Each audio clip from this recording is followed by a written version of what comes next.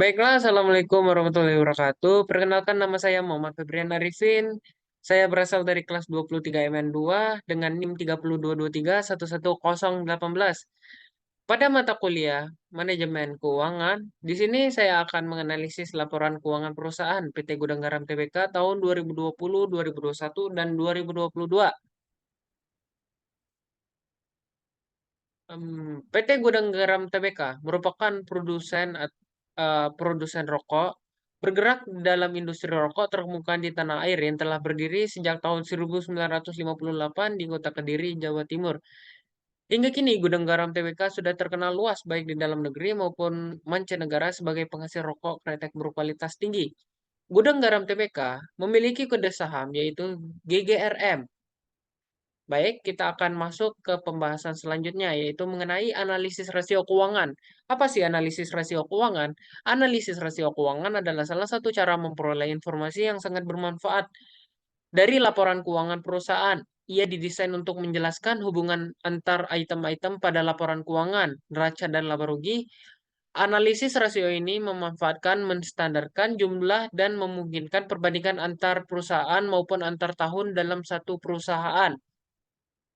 Rasio profitabilitas. Rasio profitabilitas mengukur kemampuan perusahaan untuk menghasilkan laba dengan menggunakan sumber-sumber yang dimiliki seperti aktiva, modal, atau penjualan.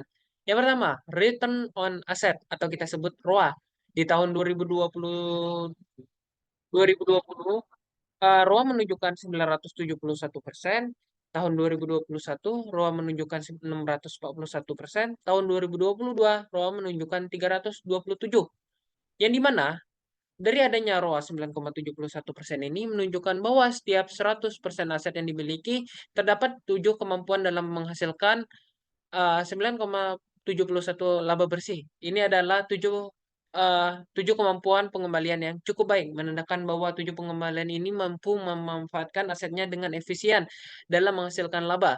Di tahun 2021, ROA menunjuk turun menjadi 6,41%, yang dimana dari adanya penurunan ini kemampuan dalam melakukan pengembalian, dalam memperoleh profit turun sebanyak 6,41% dari yang sebelumnya 9,71%. Tentunya hal-hal ini disebabkan karena laba bersih menurun sebanyak 24%. Penurunan ini bisa disebabkan oleh berbagai faktor termasuk peningkatan biaya operasional, penurunan penjualan, atau dampak lain yang mempengaruhi profitabilitas.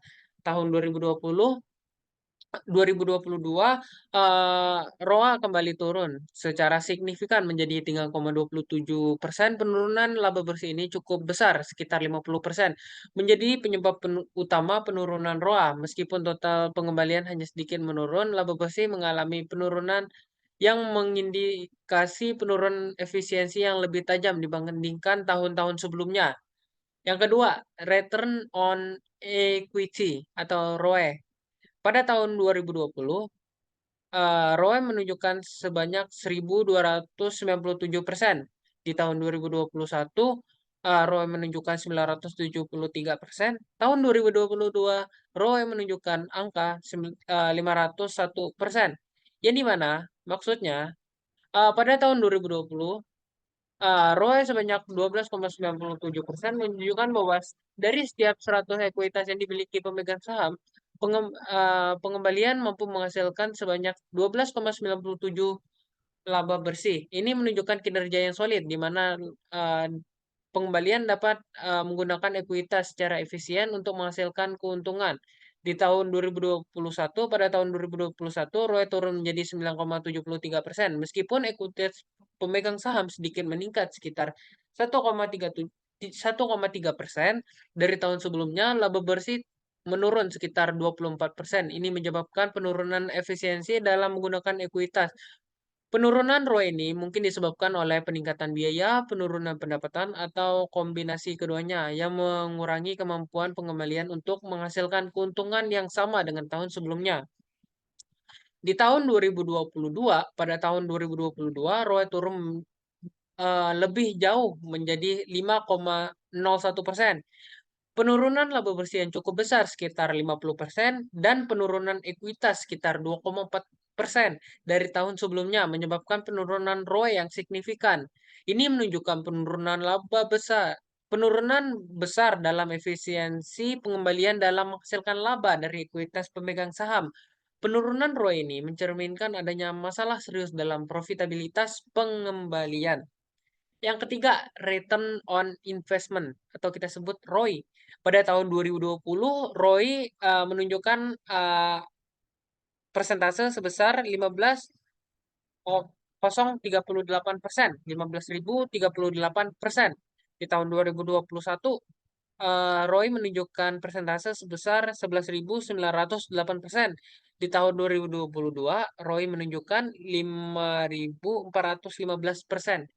Yang di mana maksudnya adalah di tahun 2021, ROI sebesar 150,38% menunjukkan bahwa perusahaan memperoleh laba sebesar 150,38 untuk setiap 100 yang diinvestasikan. Ini merupakan tingkat pengembalian yang sangat baik, menunjukkan bahwa investasi yang dilakukan pada tahun tersebut menghasilkan keuntungan yang sangat signifikan.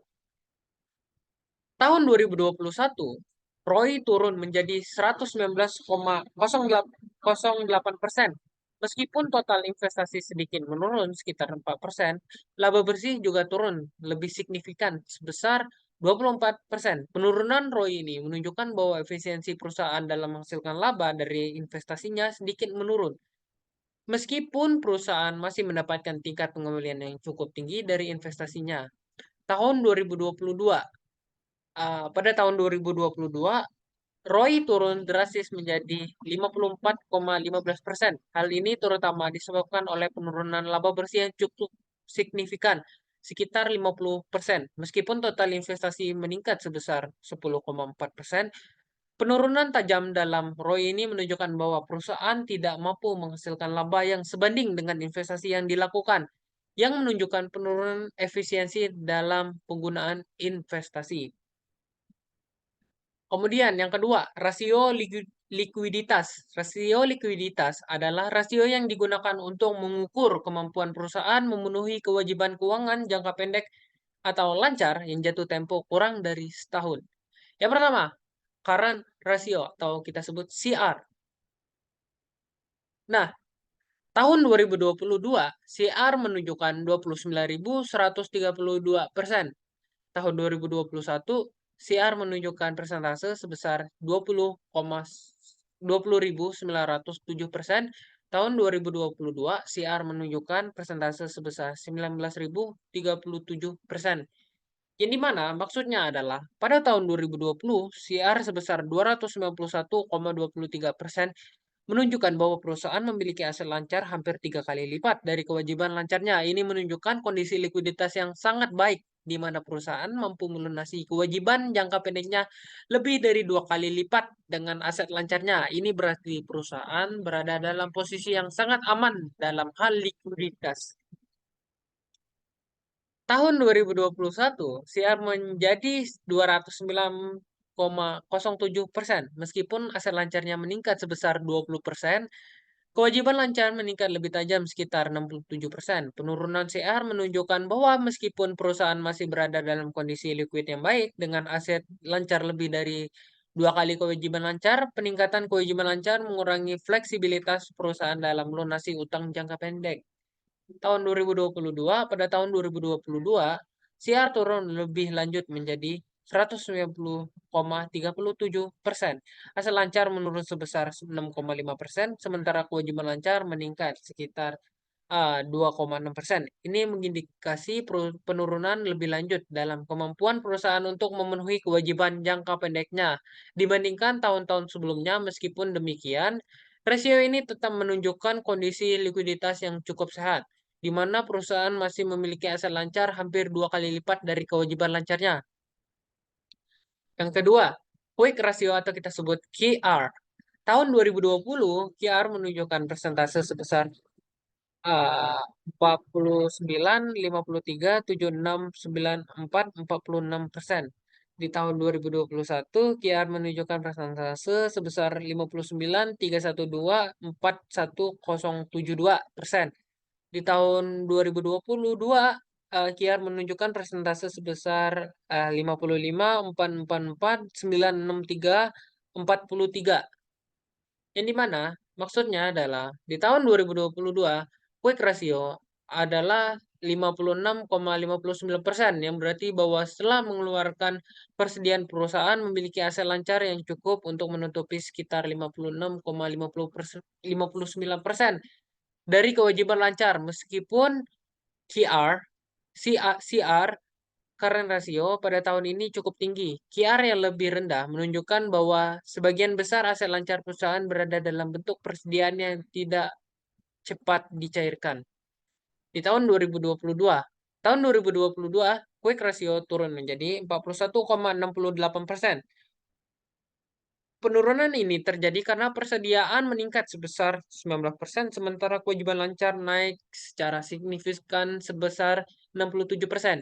Ini menunjukkan bahwa sebagian besar aset lancar perusahaan masih berupa persediaan, sehingga likuiditas perusahaan untuk memenuhi kewajiban jangka pendek tanpa menjual persediaan menjadi semakin terbatas. Tahun 2022, quick ratio turun lebih jauh menjadi 26,74%. Meskipun persediaan hanya meningkat sekitar dibandingkan tahun sebelumnya, aset lancar menurun sebesar 6,5%, sementara kewajiban lancar meningkat 2,6%. Penurunan QR ini menunjukkan bahwa perusahaan semakin tergantung pada persediaan untuk melunasi kewajiban lancarnya. Artinya, tanpa menjual persediaan, perusahaan hanya memiliki aset lancar yang cukup untuk menutupi 26,74% dari kewajiban jangka pendeknya. Ketiga, cash ratio atau kita sebut CR. Tahun 2020, CR menunjukkan persentase sebesar 2.807%. Tahun 2021, CR menunjukkan persentase 1.470%. Di tahun 2022, CR menunjukkan persentase 1.513%. Ini mana maksudnya adalah pada tahun 2020, CR sebesar 28,07% menunjukkan bahwa perusahaan memiliki kas dan setara kas yang cukup baik untuk menutupi sekitar 28,07% dari kewajiban lancarnya. Meskipun ini berarti perusahaan tidak dapat melunasi semua kewajiban jangka pendeknya hanya dengan kas, posisi likuiditasnya masih cukup baik karena ada aset lainnya yang bisa digunakan seperti piutang atau persediaan. Tahun 2021, cash ratio turun menjadi 14,70%. Hal ini disebabkan oleh peningkatan signifikan dalam kewajiban lancarnya sekitar 67%, sementara kas dan setara kas justru menurun sekitar 13%. Ini menunjukkan bahwa kemampuan perusahaan untuk melunasi kewajiban jangka pendeknya menggunakan kas dan setara kas jadi semakin menurun, sehingga perusahaan menjadi lebih tergantung pada aset lancar lainnya untuk memenuhi kewajibannya. Pada tahun 2022, cash ratio sedikit naik menjadi 15,13%. Peningkatan ini disebabkan oleh kenaikan kecil dalam kas dan setara kas sekitar 5,7%, sementara kewajiban lancarnya hanya 2,6%. Meskipun ada sedikit peningkatan, perusahaan tetap hanya memiliki kas yang cukup untuk menutupi sekitar 15,13% dari kewajiban jangka pendeknya. Ini menunjukkan bahwa likuiditas perusahaan masih terbatas jika hanya mengandalkan kas. Kemudian yang ketiga, rasio leverage. Yang pertama, debt to asset ratio atau kita sebut DAR. Di mana tahun 2020 DAR menunjukkan persentase sebesar 2.515%. Di tahun 2021 DAR menunjukkan persentase sebesar 3.410%. Tahun 2022 DAR menunjukkan persentase 3.467%. Yang dimana maksudnya adalah di tahun 2020 DAR sebesar 25,15% menunjukkan bahwa sekitar 25,15% dari total aset perusahaan dibiayai oleh utang, sementara sisanya 74,85% dibiayai melalui ekuitas atau sumber lainnya. Ini menandakan bahwa perusahaan memiliki struktur moral yang lebih konservatif dengan ketergantungan utang yang relatif rendah. Di tahun 2021, DAR meningkat menjadi 34,10%. Kenaikan ini menunjukkan bahwa proporsi aset yang dibiayai dengan utang meningkat dibandingkan tahun 2020. Meskipun total aset meningkat, jumlah utang yang lebih besar menunjukkan bahwa perusahaan mulai lebih bergantung pada utang untuk membiayai pertumbuhan atau operasinya. Tahun 2022, DAR naik sedikit menjadi 34,67%, meskipun total utang meningkat hanya sedikit dibandingkan tahun sebelumnya. Total aset menurun yang menyebabkan peningkatan proporsi utang dalam pendanaan aset perusahaan.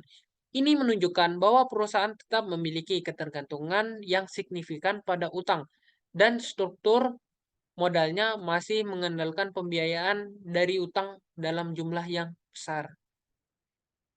Yang kedua ada debt to equity ratio.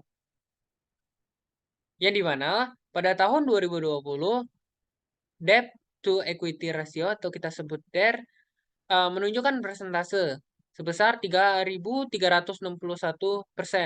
Di tahun 2021 DER menunjukkan persentase sebesar 5.174%. Di tahun 2022 DER menunjukkan persentase 5.307%. Jadi mana pada tahun 2020 DER DER adalah 3.361 ini, berarti total utang perusahaan adalah 33,61 dari total ekuitasnya. Rasio ini sangat tinggi, menunjukkan bahwa perusahaan sangat bergantung pada utang untuk pendanaan dibandingkan dengan ekuitas. Di tahun 2021, DER meningkat menjadi 51,74%. Artinya utang perusahaan meningkat menjadi sekitar 51,74 kali total ekuitasnya. Kenaikan DER menunjukkan bahwa perusahaan mengambil lebih banyak utang relatif terhadap ekuitasnya, yang menandakan resiko finansial yang lebih tinggi. Di tahun 2022, DER sedikit meningkat sebesar 53,07% dari utang. Utang tetap hampir sama dengan tahun sebelumnya, tetapi ekuitas turun sedikit yang menyebabkan rasio DER sedikit meningkat. Kemudian yang keempat, rasio aktivitas. Yang pertama ada rasio perputaran total aset atau total asset turnover. Di tahun 2020 total aset turnovernya sebesar 14.641%. Di tahun 2021 persentasenya sebesar 13.881%. Di tahun 2022 persentasenya menunjukkan 14.078%. Yang dimana pada tahun 2020, rasio ini menunjukkan bahwa untuk setiap unit total aset, perusahaan menghasilkan penjualan sebesar 146,41 kali dari nilai total aset. Ini mengindikasi bahwa perusahaan cukup efisien dalam menggunakan asetnya untuk menghasilkan penjualan. Di tahun 2021, rasio ini sedikit menurun menjadi 138,81 kali. Meskipun masih tinggi, penurunan ini menunjukkan bahwa efisiensi penggunaan aset dalam menghasilkan penjualan sedikit menurun dibandingkan tahun sebelumnya. Dan di tahun 2022, rasio ini sedikit meningkat menjadi 140,78 kali. Ini berarti perusahaan berhasil meningkatkan efisiensi penggunaan asetnya sedikit lebih baik dibandingkan tahun sebelumnya. Yang kedua, rasio perputaran aset lancar, current asset turnover. Di tahun 2020, persentase current asset turnover menunjukkan sebesar 23.109%. Di tahun 2021, current asset turnover menunjukkan persentase sebesar 21.055%. Di tahun 2022, current asset turnover-nya menunjukkan persentase 22.488%. Ini mana di tahun 2020 rasio turnover aset lancar adalah 23,109%, yang berarti bahwa setiap unit aset lancar menghasilkan 231,09 unit penjualan bersih. Di tahun 2021, rasio turnover aset lancarnya adalah 21,055%, menunjukkan sedikit penurunan efisiensi dibandingkan tahun 2020, tetapi masih sangat tinggi. Di tahun 2022, rasio turnover aset lancarnya adalah 22,488%, menunjukkan sedikit peningkatan efisiensi dibandingkan tahun 2021. Yang kelima, ada rasio pasar. Nah, di rasio pasar ini yang pertama ada price earning ratio atau kita sebut PER. Di tahun 2020, PER menunjukkan persentase sebesar 100.992,7%. Di tahun 2021 eh, menunjukkan persentase sebesar 200,625%. Di tahun 2022 persentasenya menunjukkan 74,4632%. Ini mana maksudnya di tahun 2020. Meskipun EPS-nya hanya 405,97%, harga saham sangat tinggi di angka 41.000 sehingga PER melonjak tajam. Di tahun 2021 EPS meningkat drastis menjadi 1000 1.523,23. Namun harga saham menurun menjadi 30.600 sehingga PER tetap besar sebesar 200,625%. Di tahun 2022 harga saham semakin turun menjadi 18.000 sementara EPS turun menjadi 242 sehingga PER kembali meningkat signifikan sebesar 744,632%. Kemudian yang kedua ada dividen payout ratio atau kita sebut DPR. Di tahun 2020, DPR menunjukkan persentase sebesar 7%, di tahun 2021 DPR menunjukkan persentase 0%, dan di tahun 2022 DPR menunjukkan persentase 0%. Di mana tahun 2020 perusahaan menghasilkan laba bersih signifikan sebesar 7.591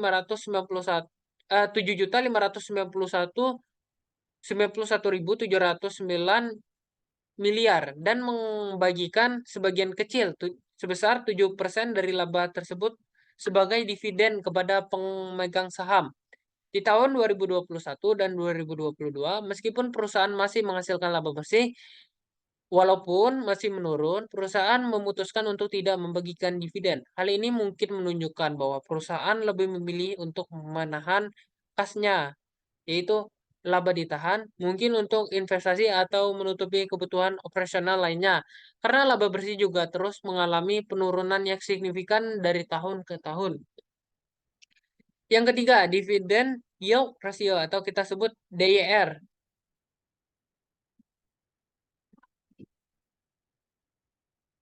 Di tahun 2020, persentasenya menunjukkan 634%, di tahun 2021 persentasenya menunjukkan 0%, di tahun 2022 persentasenya menunjukkan 0%.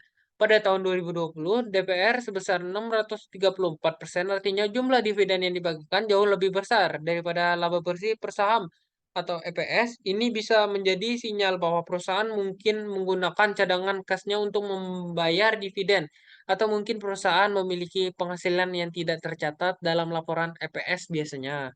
Pada tahun 2021 dan 2022, DPR adalah 0%. Tidak ada dividen yang dibagikan meskipun masih ada harga pasar saham. Kemudian yang terakhir, simpulan dari analisis rasio keuangan PT Gudang Garam Tbk tahun 2020, 2021, dan 2022. Dari adanya analisis laporan keuangan perusahaan ini, pada tahun 2020, 2021, dan 2022, kita dapat mengetahui bahwa PT Gudang Garam Tbk mengalami penurunan kinerja keuangan yang signifikan selama periode 2020 hingga 2021, ditandai dengan penurunan laba bersih, laba per saham, EPS, dan harga saham. Penurunan ini mencerminkan adanya tantangan operasional dan mungkin juga dampak dari lingkungan bisnis yang sulit. Hal ini juga dibuktikan dengan adanya perbedaan setelah perusahaan membagikan dividen dengan rasio yang sangat tinggi pada tahun 2020. Perusahaan menghentikan pembayaran dividen pada tahun 2021 dan 2022. Ini biasanya menjadi tanda bahwa perusahaan berfokus pada pelestarian kas untuk menjaga likuiditas di tengah penurunan laba. Adanya persaingan pasar yang negatif dapat dilihat dari adanya penurunan harga saham yang menunjukkan bahwa pasar memiliki pandangan yang semakin pesimis terhadap prospek perusahaan yang berbanding lurus dengan penurunan profitabilitas yang tercermin dalam laporan keuangan secara keseluruhan. Kinerja PT Gudang Garam Tbk selama 3 tahun ini menunjukkan adanya tekanan besar dengan penurunan laba dan nilai saham yang signifikan, yang menunjukkan perusahaan sedang menghadapi tantangan besar baik dari segi operasional maupun pasar. Baiklah, sekian presentasi dari saya. Barangkali saya ada kesalahan ataupun kekurangan dalam penyampaian analisis laporan keuangan di perusahaan PT Gudang Garam Tbk tahun 2020, 2021, dan 2022. Saya mohon maaf. Wabillahi taufiq walhidayah. Wassalamualaikum warahmatullahi wabarakatuh.